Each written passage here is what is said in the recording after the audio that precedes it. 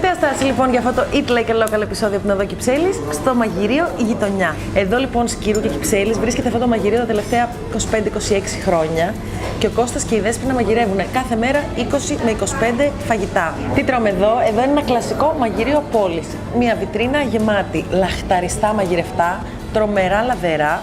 Και κάθε μέρα μια διαφορετική σούπα, εναλλάξεις σούπες. Κρεατόσουπα, κοτόσουπα, ψαρόσουπα, αλλά και διάφορα όσπρια. Ένα από τα best seller του μαγαζιού, χοιρινό πρασοσέλινο. Εγώ πήρα να δοκιμάσω τους γίγαντες, τους οποίους γενικά τους λατρεύω. Και μια σαλάτα με βραστά, η οποία είναι στάνταρ σε όλα τα μαγειρία. Στα τραπέζια της γειτονιάς θα βρείτε θαμώνες, ανθρώπους της Κυψέλης και Κυψελιώτες που έρχονται εδώ χρόνια. Αλλά και τους νέους γείτονες εδώ, γιατί όπως ξέρετε η Κυψέλη αλλάζει, γίνεται όλο και καλύτερη μέρα με τη μέρα και συνεχώς βλέπουμε καινούργιο κόσμο να μετακομίζει στη γειτονιά μας, το οποίο μας κάνει πάρα πολύ χαρούμενους εμάς τους Κυψελιώτες. Οπότε, ανοιχτά κάθε μέρα, Δευτέρα ως Σάββατο, όχι τις Κυριακές, μόνο μεσημέρια, μέχρι νωρίς το απόγευμα.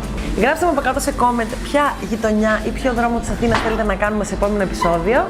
Facebook, Instagram, YouTube, follow, like και subscribe. Και μέχρι το επόμενο Eat Like a Local, φιλάκια!